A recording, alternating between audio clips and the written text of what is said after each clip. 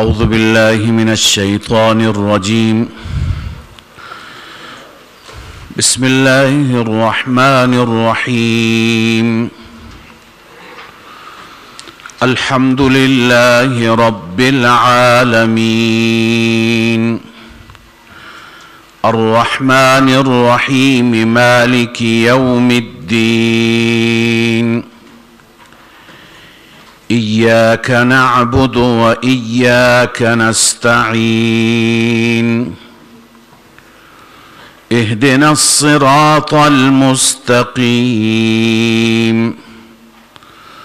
صراط الذين أنعمت عليهم غير المغضوب عليهم ولا الضالين.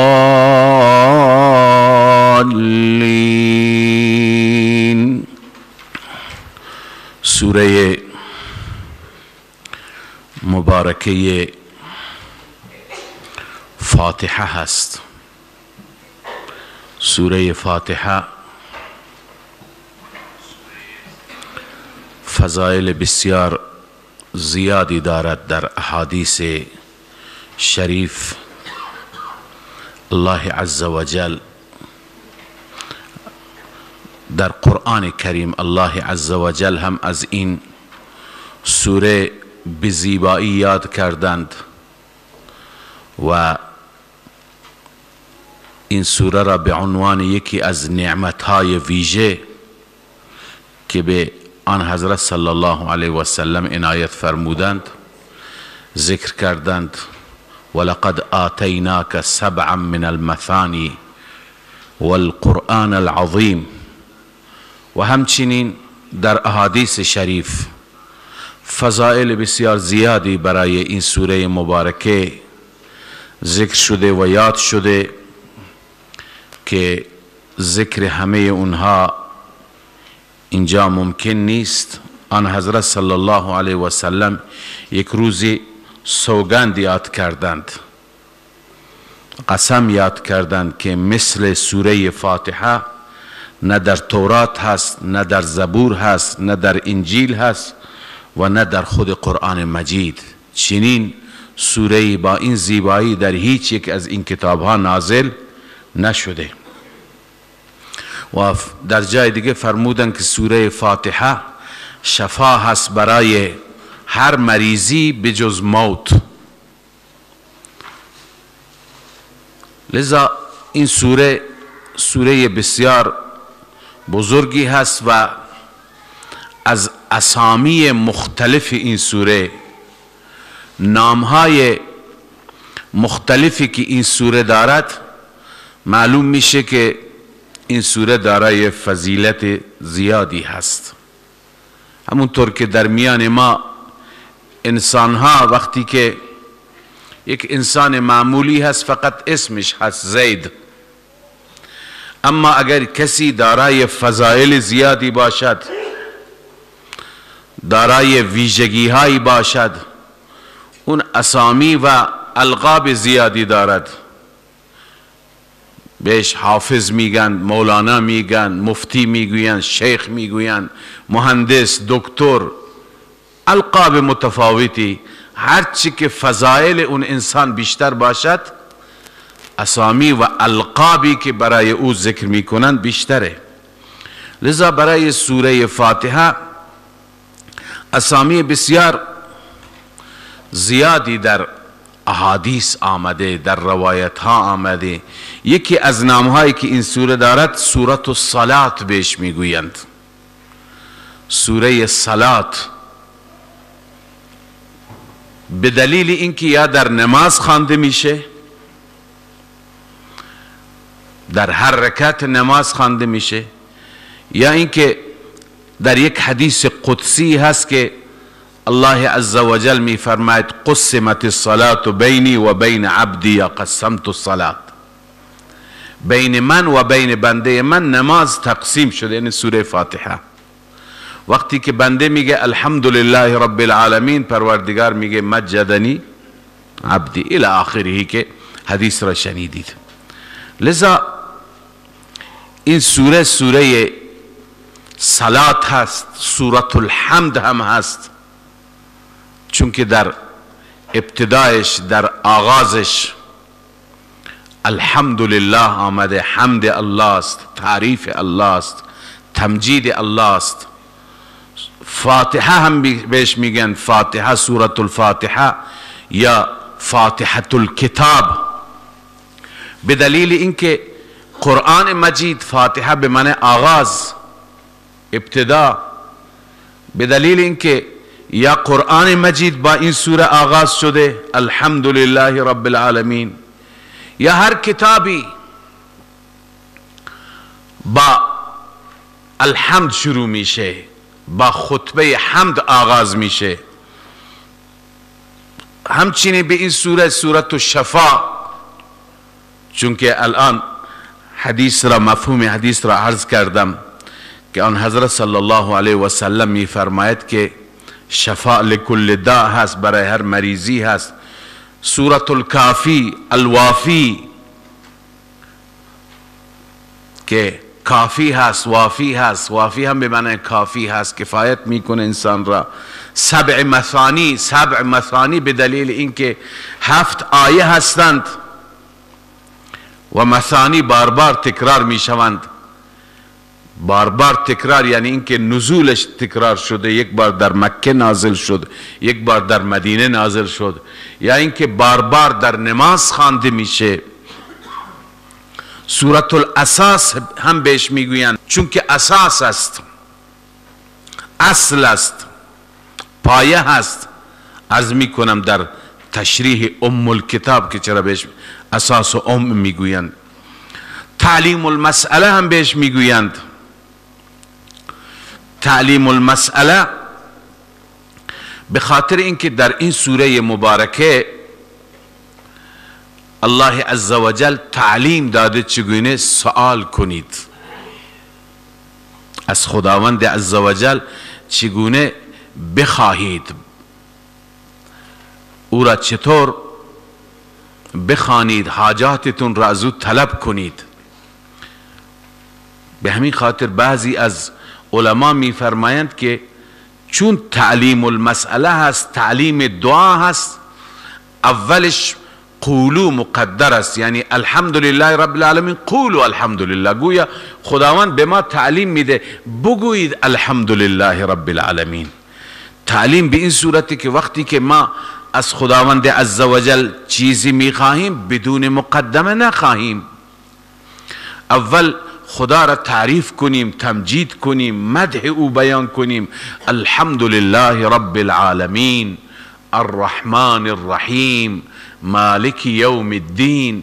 با این تعریفاتی که خود پروردگار بزرگ خودش را تعریف فرموده او را یاد کنیم. بعداً رابطه خودمون را با پروردگار ذکر کنیم که رابطه ما رابطه عبدیت هست، ما عبدیم او معبود هست، ما مستعینیم او مستعان منه هست. ایاک نعبد و ایاک نستعین. بعد از این مقدمه و بعد از تعریف و تمجید پروردگار الان سوال کنیم اهدنا الصراط المستقیم صراط الذین انعمت علیهم الی آخره. به این دلیل این سورت نام دیگری از نامهایش چیه؟ تعلیم المسئله هست. و یکی دیگر از اسامیش این سوره را میگن ام القرآن یا ام الکتاب. ام هست، اساس هم به همین معنی هست. ام هم به معنای مغز، به معنای خلاصه، به معنای پایه، ریشه. خلاصه کل قرآن مجید هست. به چه دلیل این خلاصه کل قرآن مجید هست؟ این را خدمت شما عرض می کنم. این چند تا توضیح داره، من 2 تا توضیح ذکر می کنم. یکی بر اساس توضیحی که علامه شبیر احمد عثمانی رحمه الله ذکر می فرماید. ایشون می فرماید که در قرآن مجید 6 تا مضمون وجود داره، یعنی موضوعات اصلی و اساسی که در قرآن بیان میشن در تمام قرآن مجید 6 موضوع هست.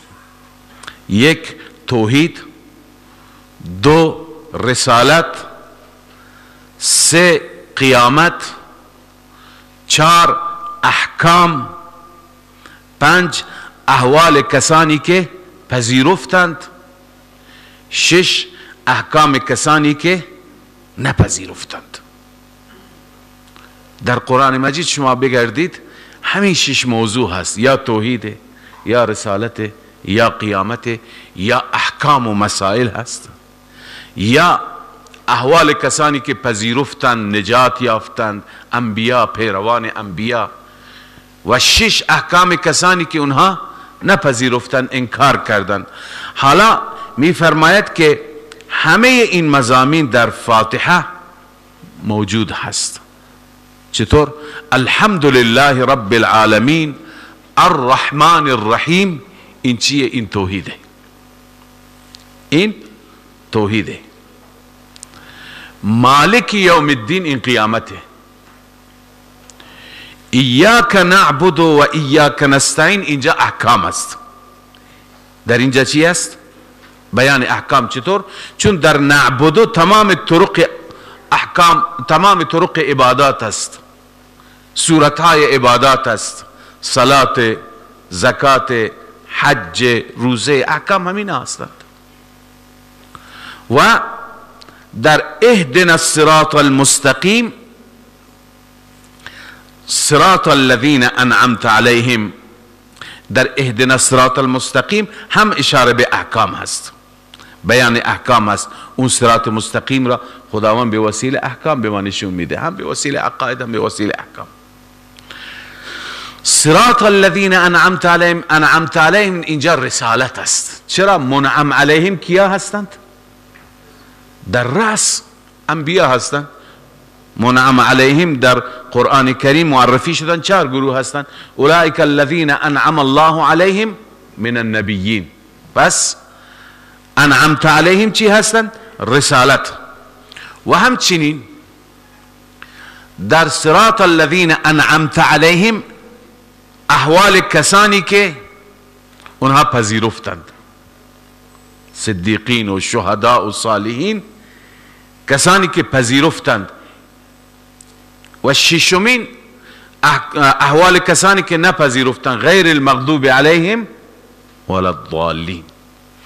پس ببینید این 6 گروه، این 6 مبحث در سوره فاتحه بیان شدن. هم توحید، الحمدلله رب العالمین الرحمن الرحیم، هم رسالت در صراط الذین انعمت علیهم، هم قیامت در مالک یوم الدین، هم احکام ایاک نعبد و ایاک نستعین، و هم احوال کسانی که پذیرفتند انعمت علیهم، 3 گروه دیگر، و هم احوال کسانی که نپذیرفتند، غیر المغضوب علیهم ولا الضالین. خب این توضیح و بیان علامه شبیر احمد عثمانی است که با این توضیح، با این تقریر بیان فرمودن که چگونه سوره فاتحه ام القرآن است، خلاصه کل قرآن مجید است. توضیح دوم توضیح هست که مال شیخ بزرگوار ما حضرت حسین علی رحمه الله، شیخ حسین علی رحمه الله هست. در واقع این توضیح را ایشون از امام ربانی مجدد الفسانی و امام ربانی در مکتوبات خودش از سیدنا علی رضی الله تعالی عنه و کرم الله وجهه ذکر کردند. اون اینه که خلاصه تمام علوم آسمانی و خلاصه تمام قرآن کریم بالاخره سوره فاتحه هست. اما چطور سوره فاتحه است؟ ببینید قرآن مجید به اعتبار مضامین 4 بخش دارد. قبلا هم خدمت شما عرض کردم که شیخ رحمه الله بیشتر نگاهش بر قرآن بر اساس چی هست؟ محوریت توحید است، چون معتقد هستند و این هم واقعیتیه که هدف اصلی توحیده، هم هدف اصلی نزول قرآن بعثت پیغمبر صلی الله علیه وسلم، بعثت تمام انبیا، قبلا با دلایل ذکر کردیم. لذا قرآن مجید به اعتبار مضامین 4 بخش داره. هر بخشی با الحمدلله شروع میشه. بخش اول از سوره فاتحه شروع میشه، الحمدلله رب العالمین، تا پایان سوره مائده. این بخش اول است. بخش دوم از اول سوره انعام بعد از سوره مائده بازم با الحمدلله الذی شروع میشه تا آخر سوره بنی اسرائیل. بخش سوم از اول سوره کهف با الحمدلله الذی انزل علی عبده الکتاب بازم با الحمدلله شروع میشه تا آخر سوره احزاب، اول سوره سبا.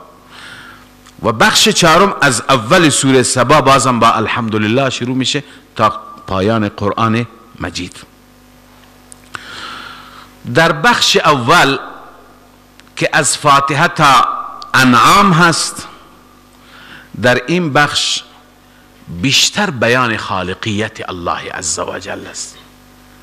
خالق اشیاء، خالق کائنات، خالق همه چیز، تمام عالم فقط و فقط الله عزوجل است. آفریننده فقط او هست، کسی دیگه نیست.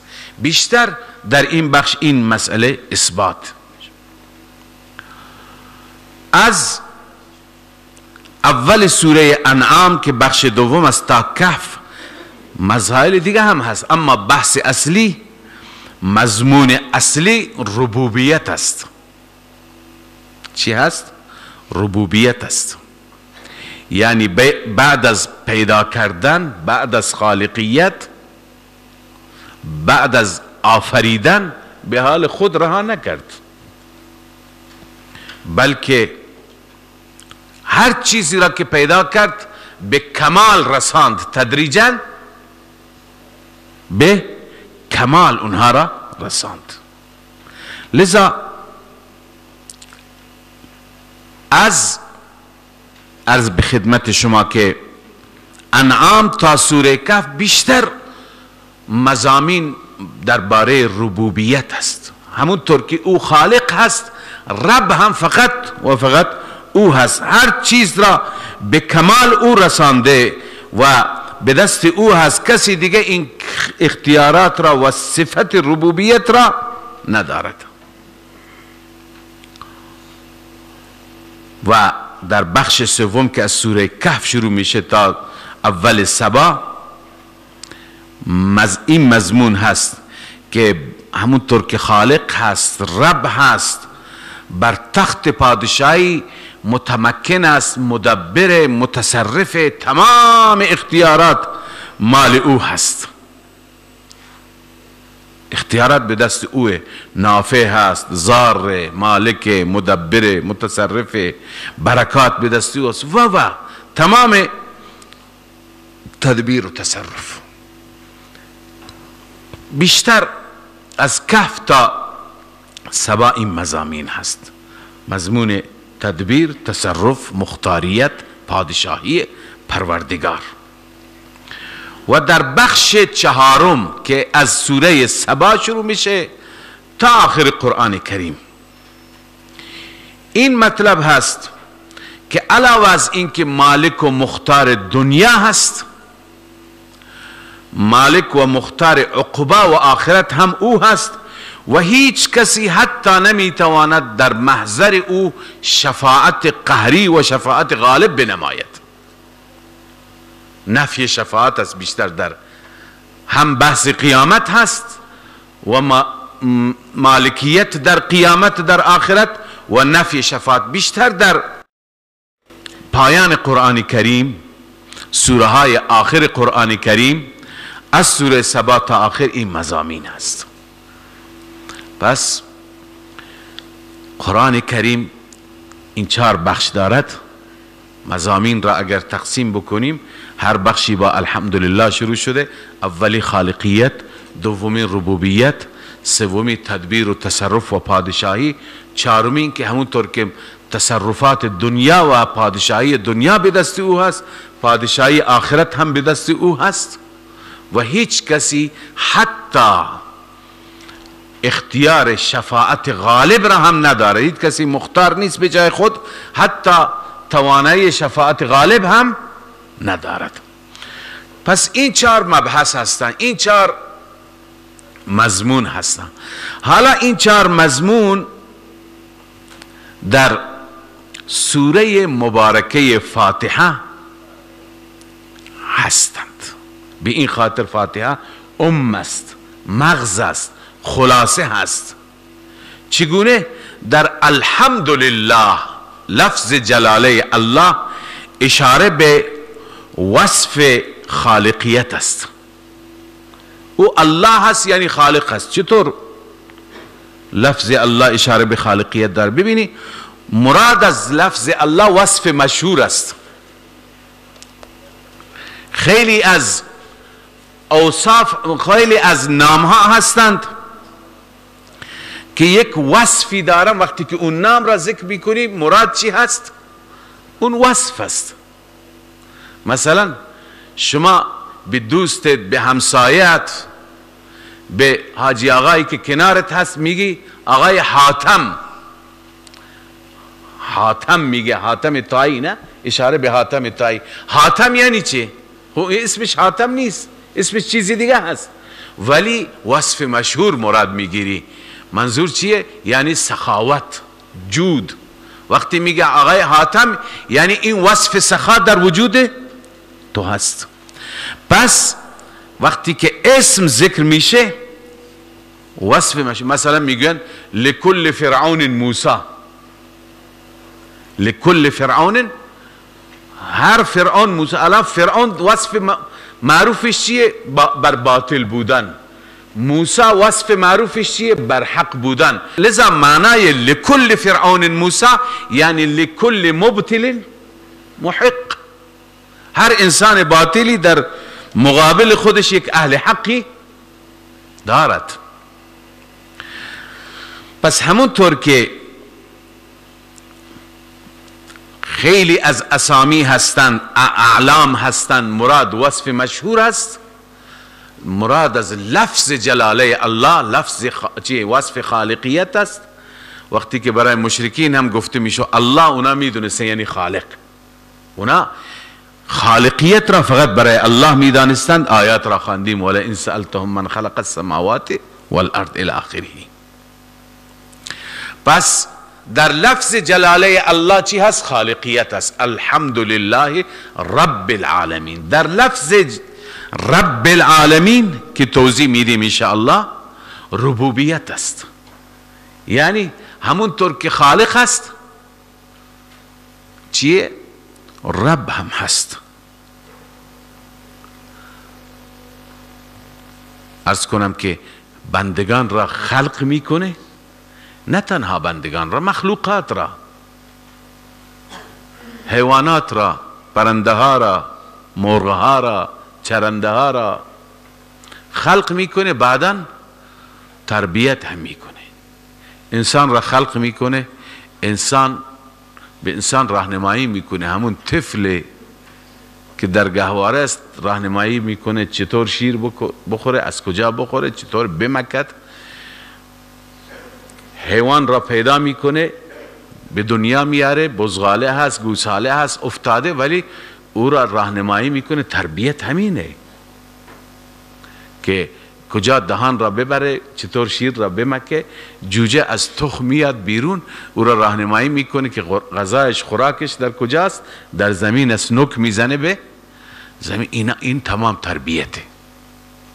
پس همونطور که خالق است، بعد از خالقیت چیه؟ رب هم هست. و الحمدلله رب العالمین الرحمن الرحیم. در الرحمن الرحیم چی هست؟ تدبیر و تصرف پادشاهی هست. چی هست؟ پادشاهی هست. ببین رحمان به ذاتی گفته میشه که نعمتهایش عام هست. شما ترجمه میکنید خیلی بخشنده، به هر کی میده، به کافر هم میده، به مسلمان هم میده، به خوب هم میده، به بد هم میده، به منکر هم میده، به معتقد هم میده. لذا این وصف چیه اینجا؟ وصف پادشاهی در الرحمن الرحیم هست. یک پادشاه که در دنیا خدا بهش پادشاهی میده هم باید دارای این وصف باشه. اون فقط نگاه نکنه کی هم مذهب منه، کی هم فکر منه، کی از گروه منه. او باید نسبت به تمام ملت نظرش چی باشه؟ یکسان باشه در مسائل امکانات، رفاهی، خدمات، بکارگیری، از کنم پست های مدیریتی. چون که پادشاه باید به همه بده، پادشاه باید نظرش تنگ نباش. همونطور که پادشاه حقیقی بالاخره الرحمن هست. توضیح الرحمن را میخوانیم که یعنی لطفش، کرمش، رحمش عام هست، شامل کافر و مسلمان هست در دنیا. و پس در الرحمن الرحیم اشاره شده به چی؟ به مضمون سوم که پادشاهی مال او هست، تدبیر و تصرف، اختیارات تمام از آن او هست. و چهارم، موضوع چهارم چی بود؟ همونطور که پادشاه در دنیاست، پادشاه در عقبا هم است، در آخرت است. و چنان پادشاهیش اونجا هم هست که حتی شفیع در محضر او وجود نداره، شفیع غالبه. این مضمون در مالک یوم الدین ذکر شده که مالک یوم الدین فقط او هست، کسی دیگر نیست. در دنیا شاید یک پادشاه مجازی باشه، یکی دیگه باشه که بگه من پادشاهم، من قدرت دارم، ولی اونجا به صورت مجازی هم وجود ندارد. لذا به این دلیل سوره فاتحه ام الکتاب است، خلاصه کتاب است. نام دیگرش خلاصه القرآن هم هست، خلاصه قرآن هم به معنی ام الکتاب. پس دو دلیل این شد بر اساس این دو تا توضیح، یکی توضیح علامه عثمانی، یکی توضیح علامه حسین علی رحمهم الله. یک توضیح دیگه هم عرض کنم که از ابن عباس رضی الله عنهما منقول است. بنده در ابتدای سوره مبارکه مؤمن هم این اثر ابن عباس را برای شما خواندم که ایشون میفرماد لکل شیء لباب و لباب القرآن الحوامیم. هر چیزی لبابی داره، لب لبابی، مغزی، خلاصه‌ای، و خلاصه قرآن مجید حوامیم هست. و خلاصه حوامیم حامیم مومن است. و خلاصه حامیم مومن شما خواندی چیه؟ فدعوا الله مخلصین له الدین. چند بار این را خدا ذکر کرده. یک بار فرموده فدعوا الله مخلصین له الدین، و در سوره زمر فرموده فاعبد الله مخلصا له الدین، الا لله الدین الخالص فدعوه. بار بار اینها را میفرماید. لذا توحید فی الدعاء، توحید فی العبادت، الدعاء هو العباده. لذا در سوره مبارکه فاتحه هم الله عز وجل فرموده ایاک نعبد و ایاک نستعین. ایاک نعبد توحید فی العبادت است، ایاک نستعین چیه؟ توحید فی الدعاء هست. عبادت هم فقط برای تو، دعا هم فقط از تو، حاجت طلبیدن و استعانت خواستن هم فقط از تو.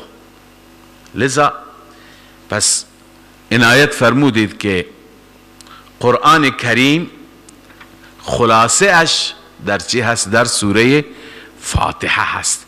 به این دلیل این سوره مبارکه را میگویند ام الکتاب، ام القرآن و خلاصه قرآن مجید. خب این وجه تسمیه اسامی سوره مبارکه فاتحه هست که خدمت شما عرض کردم.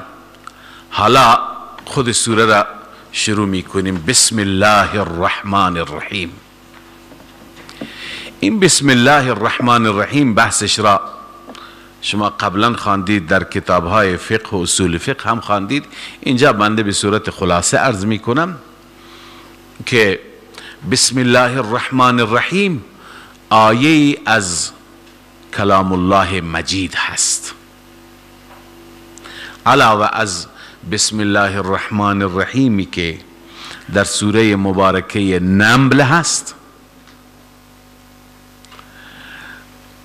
علاوه از این که در سوره مبارکه نمل هست انه من سلیمان و انه بسم الله الرحمن الرحیم، غیر از اون بسم الله بر اساس نظر قراء کوفه و قراء بصره یک آیه از قرآن مجید هست برای فصل بین سوره ها آورده شده.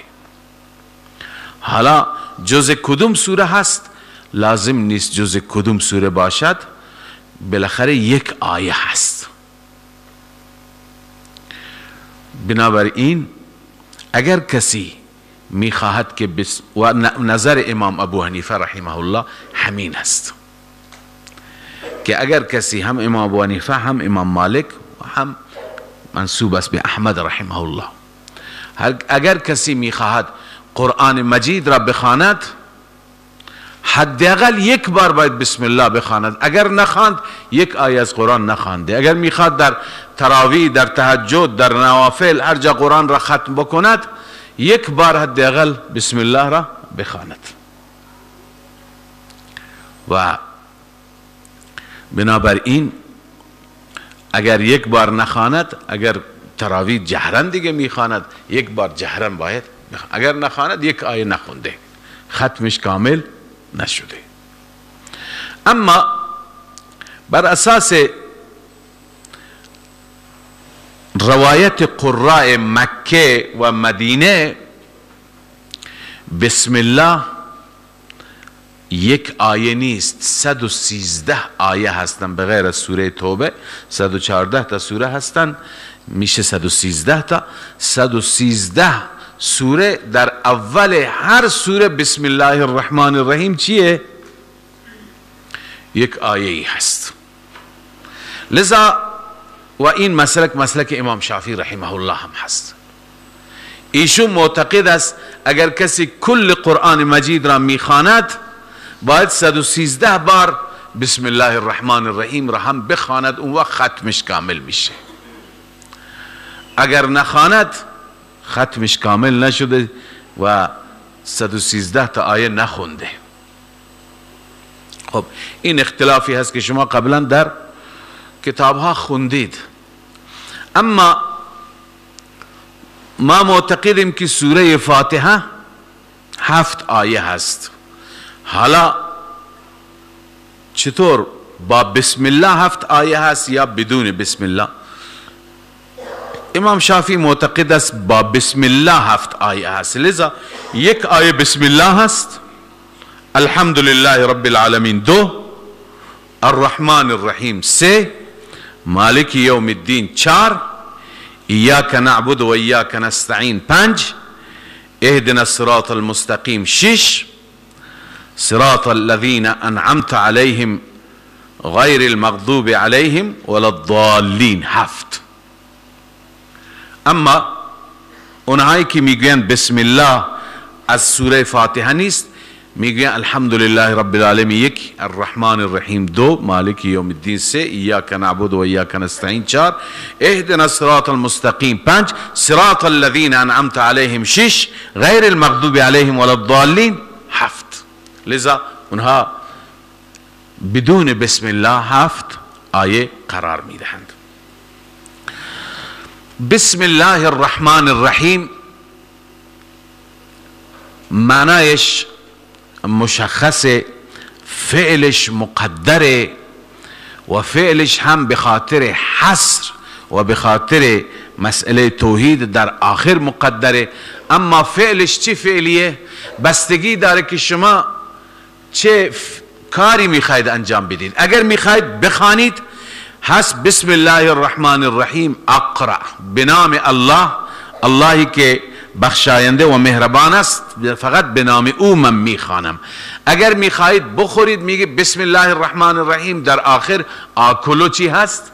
مقدره. بسم الله الرحمن الرحیم آکل، فقط به نام الله من میخورم. اگر میخواهید که بنوشید بسم الله الرحمن الرحیم اشرب. اگر میخواهید حرکت کنید، مسافرت بکنید، میگه بسم الله الرحمن الرحیم اسافر یا اتحرک، اجلس، اقوم. هر کاری که میخوای بکنی و اولش بسم الله میخوانی، همون کار همون فعل در آخر چیه؟ مقدره. چرا در آخر؟ خدمت شما عرض کردم که حصره، یعنی فقط به نام الله. چون مشرکین کاری که شروع میکردن میگفتن بسم الله والعزى، به نام لات و عزا من این کار را شروع میکنم. در مقابل اونها گفته شو بسم الله الرحمن الرحیم. لذا معنی حصر باید بده که یعنی به نام الله فقط، نه به نام لات، نه به نام عزا، نه به نام کسی دیگه.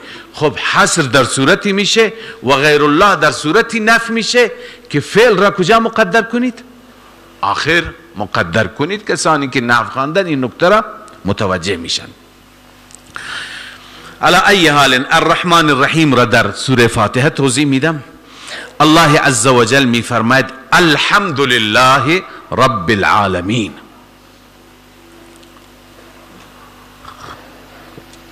ای قولوا الحمد لله رب العالمین، بگویید الحمد لله رب العالمین. این الف لام از نظر بقیه علما اهل تفسیر این الف لام استغراقی هست. الف لام استغراقی یعنی چه؟ یعنی تمام تعریفات و تمام سپاسها، حمد و ثناها فقط و فقط برای الله هست. اون اللهی که رب عالمیان هست. تقریر جمهور و بیشتر علما همینه که الف لام استغراقی، همه حمد، همه تعریف، همه زیبایی ها، همه خوبی ها فقط و فقط برای الله است. حالا اینجا بر این عرض کنم که توضیح اعتراض میشه که خیلی از تعریف ها هستن که برای مخلوق خدا هستن. خود خدا تعریف کرده. مثلا الله عز وجل از پیغمبرش تعریف میکنه، میفرماید بالمؤمنین رؤوف الرحیم. خداوند همین پیغمبر را در قرآن مجید سراج منیر میفرماید، بشیر و نذیر میفرماید. دیگه صفات زیبای رحمت للعالمین میفرماید. خیلی صفات خوبی بهش داده، تعریفات خوبی برش کرده. یا مثلا خداوند فرشتگان را تعریف میکنه، جبرائیل را امین میگوید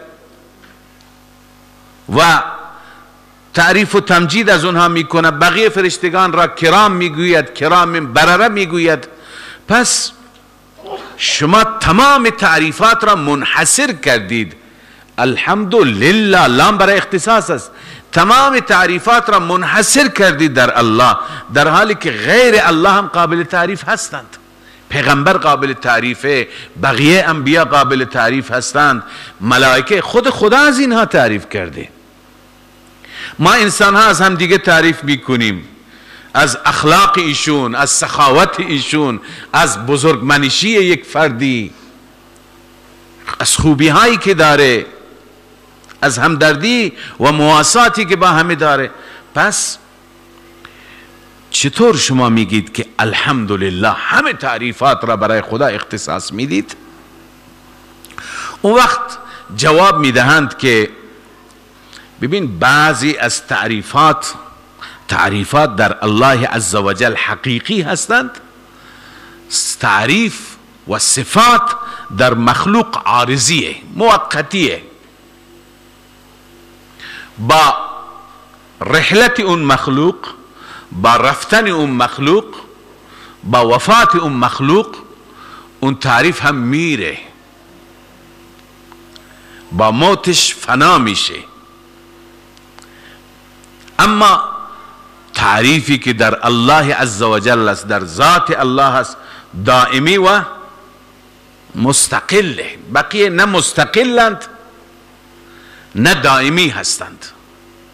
مثلا ایشون سخاوتمنده تا روزی که حیات داره، خوش اخلاقه تا روزی که حیات داره، بعد از این که میره اون سخا از بین میره، اون همدردی و مواسات تمام میشه، درش بسته میشه. پس و هرچی که داشته و داره هم خدا بهش داده، پس نه تعریفش مستقل نه دائمیه. اما مال الله عزوجل حقیقیه، ذاتیه، دائمیه، ابدی هست، فرق میکنه. به این خاطر اینجا مراد اون تعریف مستقل مراده، تعریف ازلی مراده که همیشه و همیشه هست. خب ببینید این قیل و قال، سؤال و جواب، اشکال و ایراد در صورتی مطرح میشه که ما الف لام را به معنای استغراقی بکنیم و بعدا یک سری قیل و قال های دیگری که شما در اول کتاب ها خوندید جواب میداد. اما شیخ بزرگوار ما برخلاف جمهور معتقد است که این الف لام جنس و عهدی هست. الف لام استغراقی نیست، عهدیه، عهد خارجیه. و اگر در لغت شما بررسی بکنید اصل در الف لام جنس و عهد است، استغراقی اصل نیست، معنی اصلیش استغراقی نیست. ایشون میفرماید که هر تعریف اینجا مراد نیست، تعریفات ویژه اینجا مراد هستند، تعریفات خاص مراد هستند. اون تعریفاتی و اون حمد و ثنایی که اون تعریف و حمد و ثنا را برای مخلوق جایز نیست بگوییم، اون تعریفات مراد هستند. خیلی تعریفات هستند که هم مال خدا هستند هم مال مخلوق هستند. مثلا همین که بنده عرض کردم خداوند به پیغمبرش میگه بالمؤمنین رؤوف الرحیم، الان خود خدا هم رؤوف الرحیم است. البته رؤوف الرحیم در خدا حقیقیه، در رسول الله چیه؟ مجازیه. یا اینکه سخاوت و جود، خدای عزوجل هم جواد هست، صحه هست، بر بندگانش زیاد میریزه، زیاد میده، اصلا کم نمیده. این بعضی از این تعریفات در مخلوق هم هست. پس این تعریفات مراد نیستند که در خدا مثلا بگیم این حمد، این تعریف حقیقیه، در مخلوق چیه؟ مجازیه. نه، اینا مراد نیستند. اون تعریفات مراد هستند که اونها اختصاص به خدا دارند. عهد خارجی همین معنی است، اونها به خدا اختصاص دارند و در مخلوق نه به صورت حقیقی هستند نه به صورت مجازی هست. به هیچ صورتی اون تعریف در مخلوق نیست.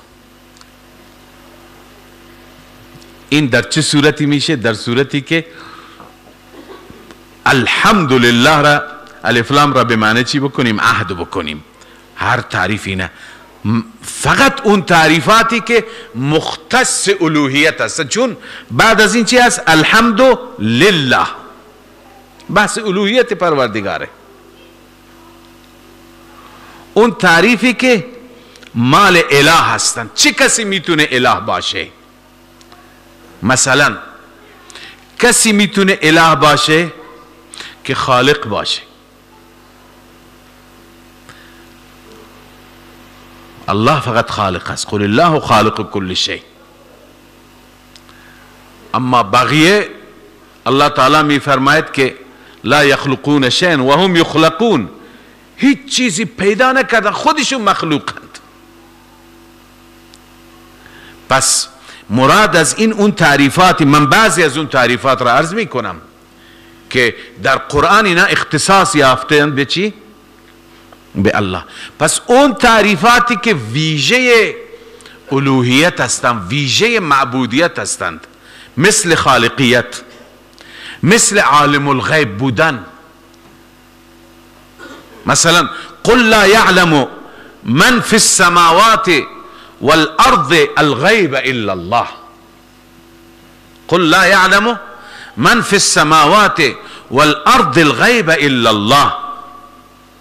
غیب را تمام مخلوقاتی که چه در آسمان هستند مثل فرشتگان و اونایی که در زمین هستند مثل انبیا، اولیاء، اصفیا، ائمه، غیب را نمیدن مگر الله. حالا پس مراد از این تعریف چیه؟ خالق، عالم الغیب، نافع، ضار، نافعیت که فقط او میتواند نفع برسانه، فقط او میتواند ضرر و آسیب برسانه. و این یمسسک الله بضر فلا کاشف له الا هو و این یمسسک بخیر فلا راد لفضله.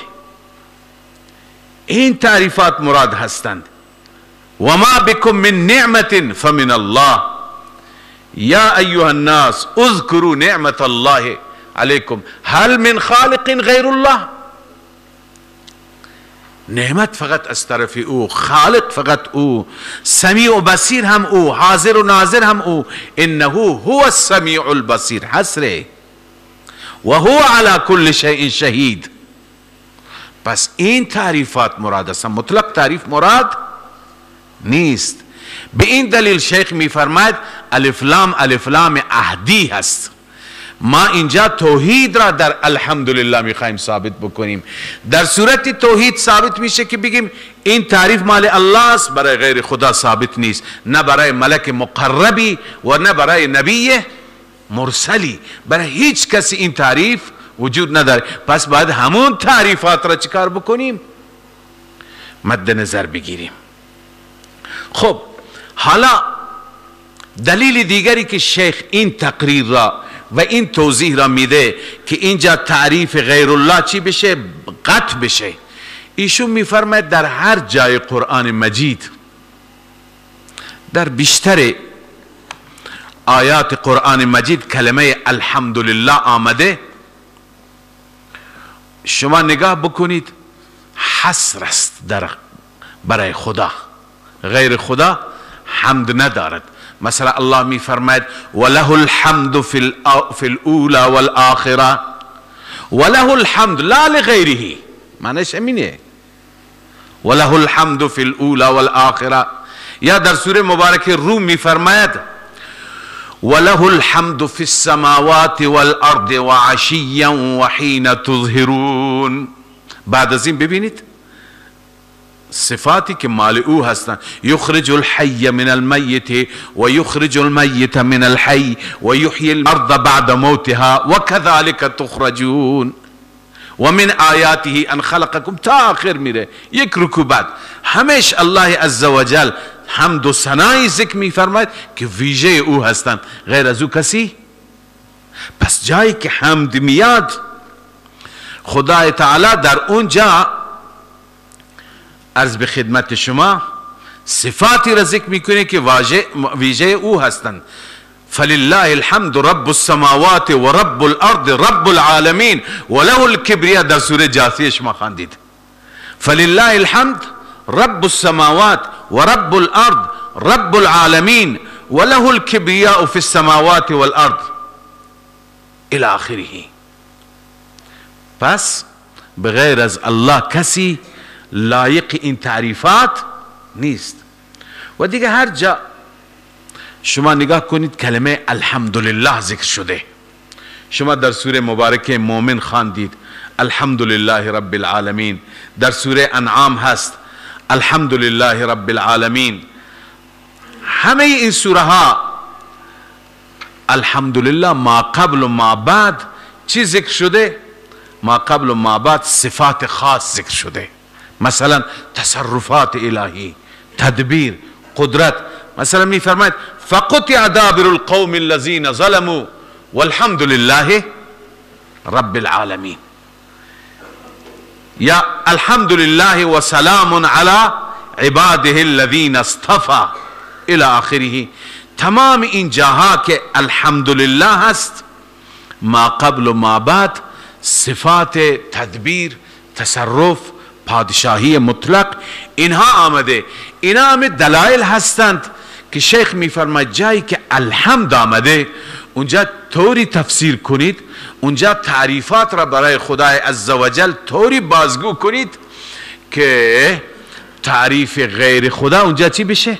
نفی بشه. اون در صورتی میشه که الف لام را الف لام استغراقی که شامل همه تعریفات است نکنیم، بلکه الف لام عهدی بکنیم.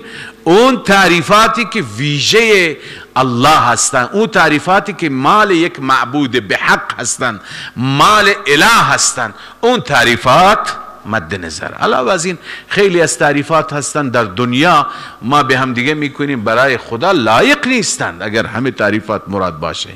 مثلا فلانی خیلی قد و قامت زیبایی دارد، خیلی زیبارو هست، خوشگل هست، فلان هست، اینها این تعریفات لا یلیقو بشأنه سبحانه و تعالی.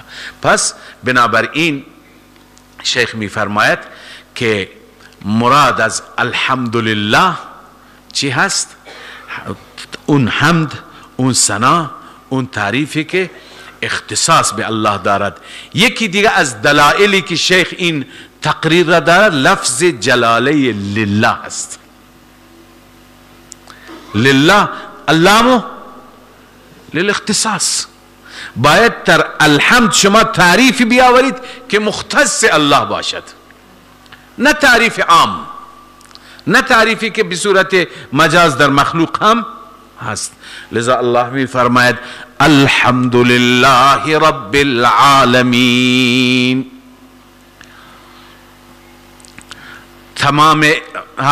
تمام اون تعریفاتی که مخصوص الوهیت هستند، مخصوص معبود به حق هستند، تمام اون تعریفات اختصاص دارند برای الله. لفظ جلاله الله علم هست، گرچه اصلش وصفه،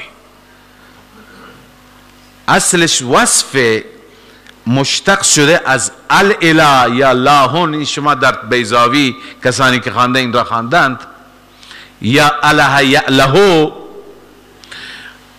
بالاخره مشتق از لفظ اله هست، بعدن الله شده. این علم ذاتی پروردگار هست، بقیه اوصاف هستند. آن اللهی که رب العالمین، رب تمام عالمیان هست، رب تمام جهانیان هست. حالا رب به معنای چی هست؟ به معنای تربیت کننده هست، به معنای مربی هست. عرض به خدمت شما که هر چیزی را رب یعنی چه؟ تربیت یعنی چه؟ هر چیزی را از ابتدا، از آغاز به کمال رساندن، به از کنم تکمیل رساندن. الله عزوجل هر مخلوقی را که خلق می کند، اون مخلوق را تدریجاً کم کم به کمال می رساند. مثلا شما خود انسان را نگاه بکنید. الله تعالی ابتداً انسان را پیدا می کند. بعد از اینکه انسان را پیدا می کند، برای عرض کنم که نشو و نمای انسان، تربیت جسمی انسان، برای رشد و نمو انسان، الله تعالی از همون جسم مادر برای شیر فراهم می کند، برنامه ریزی می کند تا مدت این شیر را که می خورد. بعد از اون الله عزوجل برای اینکه از این مرحله منتقل بشه به مرحله بعد، الله تعالی بهش دندان میده. دندانهایش کم کم بزرگ میشه، قوی میشه. بعداً بالاخره از طریق دیگر ارتزاق می کند، این طریق را تمام می کند، دوباره غذا می خورد و بعد الله تعالی رزق و روزیش را برایش فراهم می کند. والذی قدر فهدى والذی اخرج المرعى فجعله غثاء احوى. الله تعالی هر چیزی برای هر چیزی مقدر کرده، حد و اندازه ای را. مثلا برای ما رزق را مقدر کرده، برای یکی زیاد مقدر کرده، برای یکی کم مقدر کرده. فهدا، بعد انسان را به همون سمت و سو راهنمایی میکنه. بعدا وقتی که جوان میشین، وقت رزقت هست، تو که الله تعالی برای زیاد را مقدر کرده، راهنماییت میکنه به راهی که در اون را درآمد زیادی داری، کسبت زیاد هست. اونی که الله تعالی مقدر کرده برایش معمولی، مختصر، کم، او را به راه دیگر راهنمایی میکند، به راه کارگری مثلا راهنمایی میکند، به راهی که در اون راه کمتر هست. هر یکی را بر اساس اون چیزی که برایش تعیین کرده، برایش مقدر کرده، الله عزوجل راهنمایی میکند. این تمام مراحل چی هست؟ تربیت هست. بعداً برای غذای ما، برای خوراک ما، حتی خوراک حیوانات ما، الله عزوجل عرض به خدمت شما که مراحل مختلفی قرار داده. مثلا می فرماید فلینظر الانسان الى طعامه. اینا الان تمام از چی هستند؟ از مصادیق ربوبیت هستند.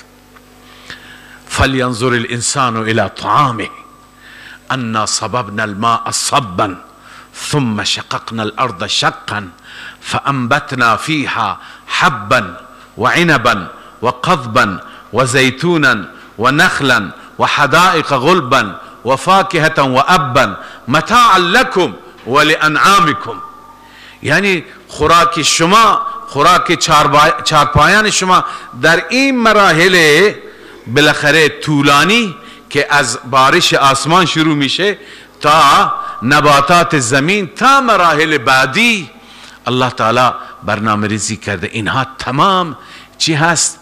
تمام مراحل ربوبیت الله عزوجل است، رب ما هست. پس رب به این معنی هست، فقط او هست رب، بغیر از او هیچ کسی رب نیست. و رب العالمین فرمود، رب تمام عالمیان هست.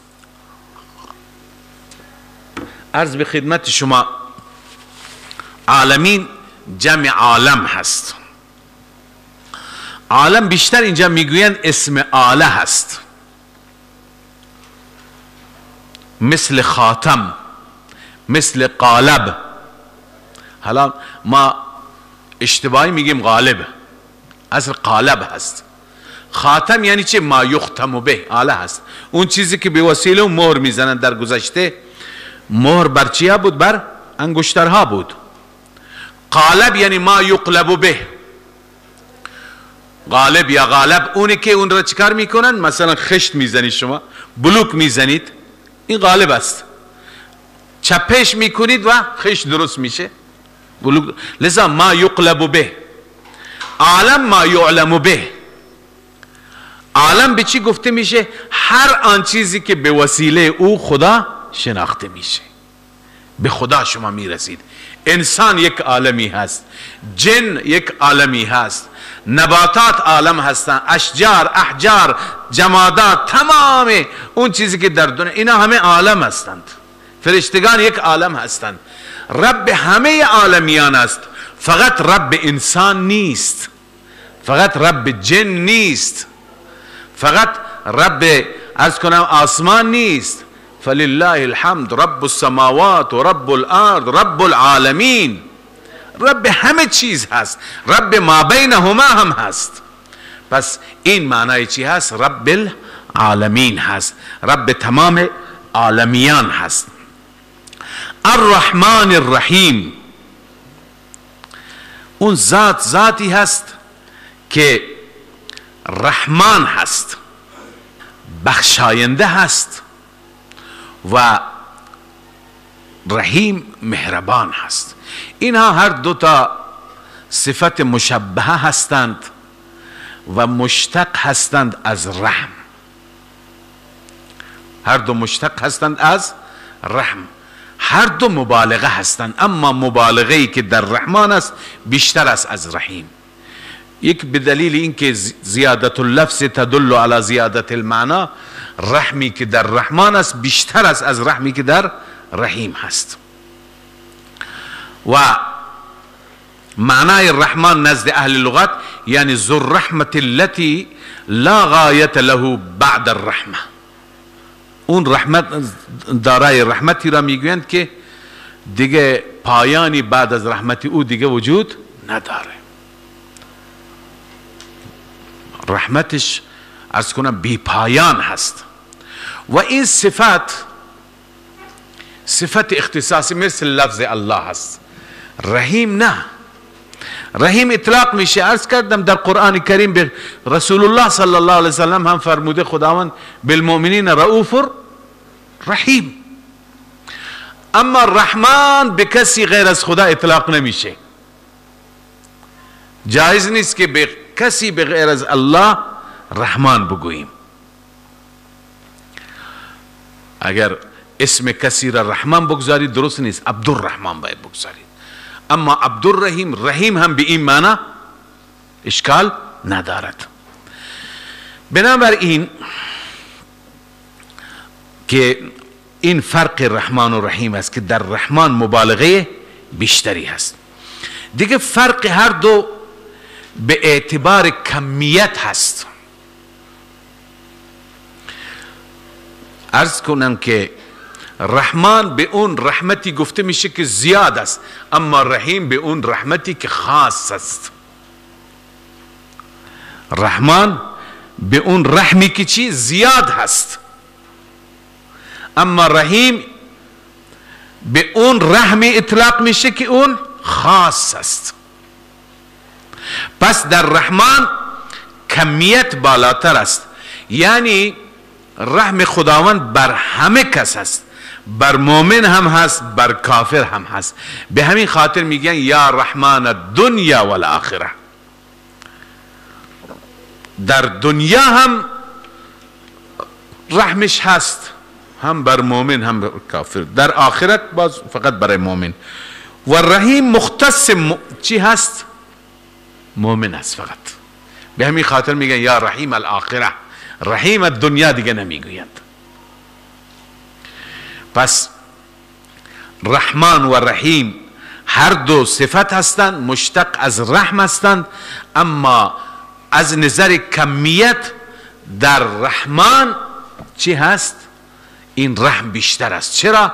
چون که شامل همه میشه، شامل مؤمن هم میشه، شامل غیر مؤمن هم میشه، اما رحیم فقط شامل مؤمن میشه، در آخرت میشه. و الرحمن الرحیم مالک یوم الدین.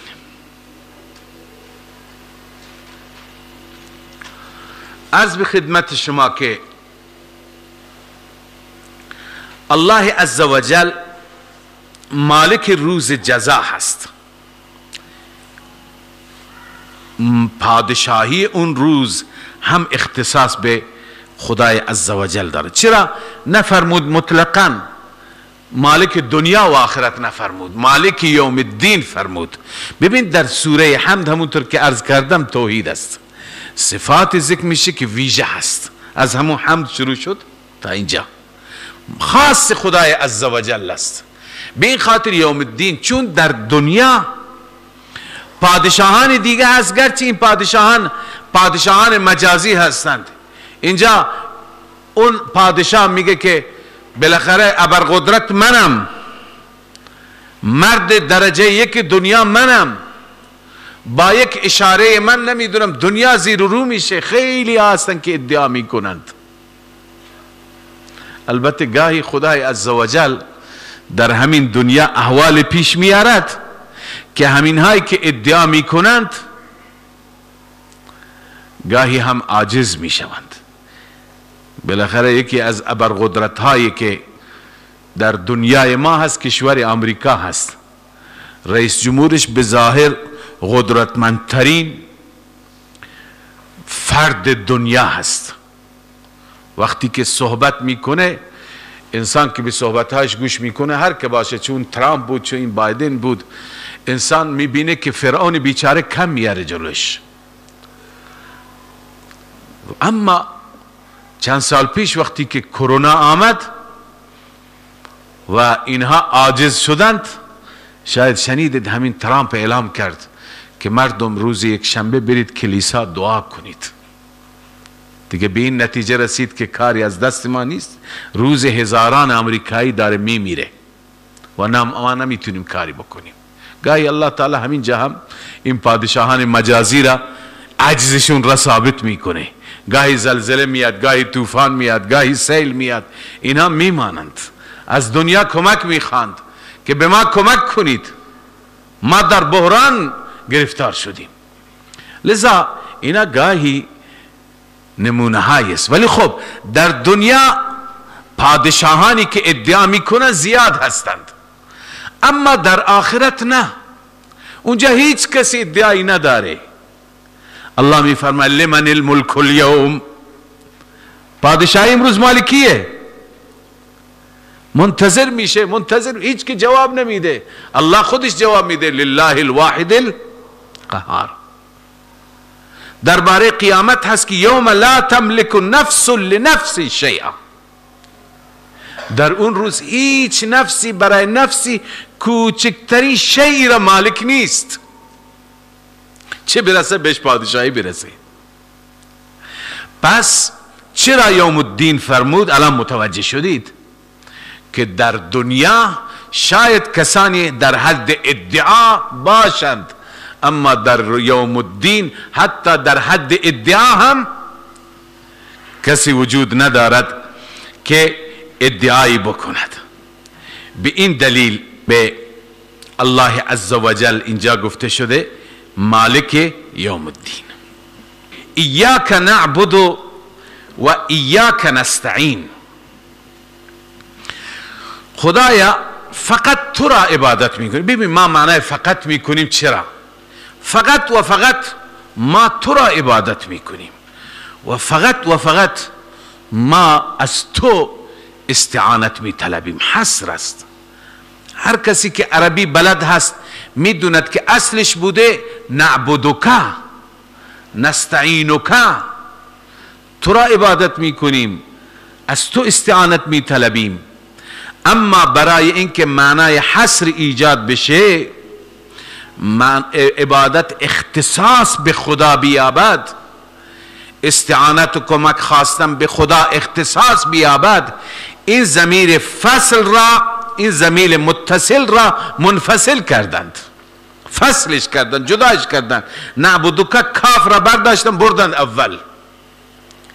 ایاک فقط و فقط تو را ما عبادت میکنیم. خب یکی این که فایده حصر، یکی دیگه این که در روایتی هست که الفاتحة سر القرآن و سرها هذه الكلمه ایاک نعبد و ایاک نستعین. فاتحه سر قرآن مجید است و سر فاتحه همین کلمه است، ایاک نعبد و ایاک نستعین. این روایت را علامه ابن کثیر ذکر فرموده. حالا چطور سر کل قرآن؟ بنده ابتدا توضیح دادم که کل قرآن خلاصش فادعوا الله مخلصین له الدین فاعبد الله مخلصین له الدین، هر دو همین جا ذکر شده، ایاک نعبد و ایاک نستعین. اما متاسفانه خیلی از ما مسلمان ها یا مسلمان نماها میخوانند ایاک نعبد و ایاک نستعین، اما جای تأسف است که بعدا عبادت را برای غیر خدا انجام میدهند، عبادت مالی را برای غیر خدا انجام میدهند، مالی که نذر میکنند، صدقه میکنند، مالی که به عنوان خیرات میدهند برای خوشنودی غیر خدا میدهند. این شد عبادت مالی غیر خدا. یا میروند سجده میکنند بر نمادی از نمادهایی که مال غیر خداست، قبری را، درختی را، محل قدمی را، سنگی را، صلیب را. این بالاخره عبادت. یا اونجا میرن طواف میکنند یا میرن دعا میخواند از اون. بالاخره این هم عبادت او هست، هم استعانت از او هست. در حالی که ما میگیم ایاک نعبد و ایاک نستعین، هر کسی به ایاک نعبد و ایاک نستعین اعتقاد دارد، باور دارد، نباید هیچ عبادتی از عبادات، چه عبادت مالی، چه عبادت زبانی، چه عبادت بدنی، برای غیر خدا انجام بده و هیچ استعانتی از غیر خدا نخواهد، هیچ کمکی از غیر خدا نخواهد. کمک را فقط و فقط از الله عزوجل. نیازی به واسطه نیست، نیازی به وسیله نیست که بگیم بالاخره یک واسطه باشه. خدای تعالی مثل پادشاهان دنیا نیست که شما مقایسه میکنید به پادشاهان دنیا. پادشاه نمیدونم اختیارات را داده به ما تحت، پادشاه از ما تحت هیچ خبری نداره. خدا از همه چیز خبر داره. خدا میگه همه کارها را من میکنم، کل یوم هو فی شأن.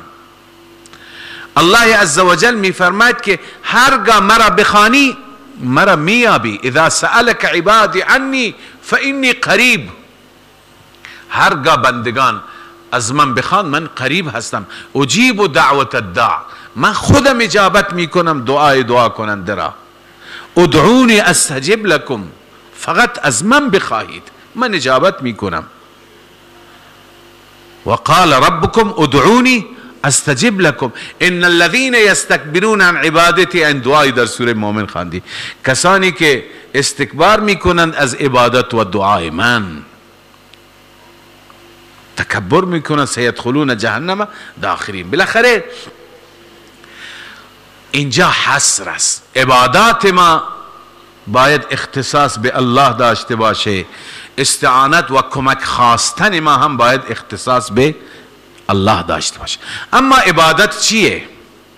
این توضیحات را که اینجا در سوره فاتحه بخوانیم مقدار طولانی شد، انشاءالله در تمام قرآن مجید همین توضیحات کافیتون میشه. عبادت چیه؟ در مفهوم عبادت دو چیز است. در مفهوم عبادت دو چیز وجود دارد. یک غایت تذلل، غایت تذلل یعنی خیلی خود را ذلیل کردن، کوچک کردن، حقیر کردن، بی ارزش نشان دادن، عجز و ذلت به آخرین حدش رسیدن. همینه که ما جبین را که اشرفترین عضو هست، ما بینی را که بالاخره نماد زیبایی هر انسان است، اشرفترین عضو هست، به خاک میمالیم، دیگه از این ذلت بیشتری وجود ندارد. پس غایت تذلل، غایت عجز، غایت انکساری، این نکته اول در عبادت است. نکته دوم در عبادت غایت تعظیم، یعنی برای کسی که او در جایگاه بسیار عظیمی هست، در جایگاه بزرگی هست که از اون جایگاه والاتر و بالاتری وجود ندارد. اما با چه شعوری؟ مطلقا نه. غایت تذلل برای ذاتی که غایت تعظیم دارد، اما با این شعور، با این درک که اون معبودی که من او را عبادت می کنم تصرف غایبانه دارد، قدرت دارد که به من نفع و ضرر برساند. دو چیز لازم است. یکی این که تصرف و قدرت داشته باشد، یکی این که عالم الغیب باشد، از احوال من، از تمام جزئیات من، از شرایط درونی من، از درد و رنج من باخبر باشد. پس برای معبود، اون کسی که من عبادتش میکنم، دو شرط باید باشد: مدیر، مدبر، متصرف، گرداننده امور، مختار کل، نافع، زار، مشکل گشا، حاجت روا، همه اینها را داشته باشد. دوم عالم الغیب. هر جا من افتادم و او را دارم فریاد میزنم، او را سجده میکنم، از حال من خبر داشته باشد. پس عبادت برای چنین ذاتی درست است. و این هر دو صفت ویژه خدا هستند، غیر خدا این صفات را ندارند. حالا شما قرآن را از اول تا آخر مطالعه بکنید. الله عزوجل وقتی که در قرآن بحث عبادت را میارد، این دو چیز را ذکر میفرماید که قدرت مال من، تصرف مال من، خالقیت مال من، اختیار مال من، مال غیر من نیست. غیر من تصرف ندارد، خلق ندارد، خودش مخلوقه، اختیار ندارد، اختیار خودش به دست من است. این نکته اول که الله می فرماید و ربک یخلق ما یشاء و یختار. و ربک یخلق ما یشاء و یختار. رب تو خلق می کند، می آفریند آنچه که بخواهد و او مختار است. ما کان لهم الخیرة، برای آنهای دیگه هیچ اختیاری نیست. سبحانه و تعالی عما یشرکون. خدا پاک است و برتر است از اون چیزی که مردم با او شریک می سازند، غیر خدا را میارن مختار قرار میدهند. خیلی ها در بعضی از بلاد پیغمبر خدا را تعریف میکنن، میگن مختار کل. والعیاذ بالله، مختار کل الله عزوجل است، فقط خداست. ما کان لهم الخیرة سبحان الله و تعالی عما یشرکون. پس این نکته اول. برای معبود چی لازم هست؟ این که قدرت داشته باشد، مختار باشد، مدبر باشد، متصرف باشد، گرداننده امور باشد، نافع باشد، ضار باشد. و این یمسسک الله بضر فلا کاشف له الا هو و این یردک بخیر فلا راد لفضله. لذا غیر از الله عزوجل نه نافع وجود دارد و نه ضار وجود دارد. دوم، و این صفات زیاد میاد تو قرآن، انشاءالله یادآوری میکنم. دوم عرض کردم که این کسی که در غایت تعظیم هست باید علمش محیط به کل شی باشد، جزئیات را بداند، مخفیات را بداند، از اسرار دلها خبر داشته باشد. و این هم مخصوص خداست، غیر خدا ندارد. الله می فرماید و ربک یعلم ما تکن صدورهم و ما یعلنون. هر چیزی که سینه ها مخفی می کنند و هر چی که علنی می کنند، اینا را کی می داند؟ رب می داند. ببین بعد از همین صفات تصرف و بعد از همین صفات عالم الغیب بودن، الله تعالی الوهیت خودش را ذکر می فرماید. بعد از این آیه چیه؟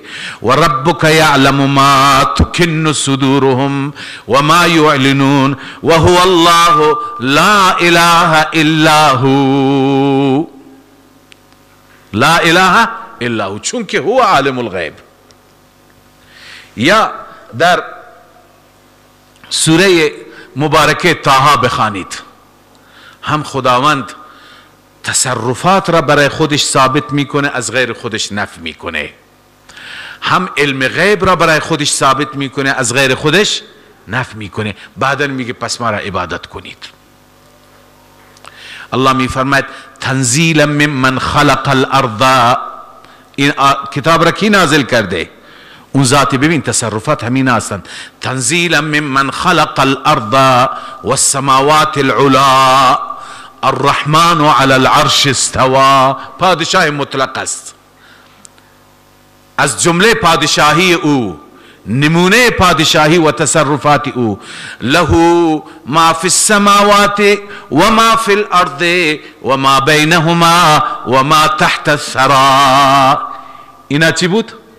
تصرفات. له یعنی لا لغیره. له معنیش همینه، لا لغیره، لا لنبی مرسل ولا لملک مقرب.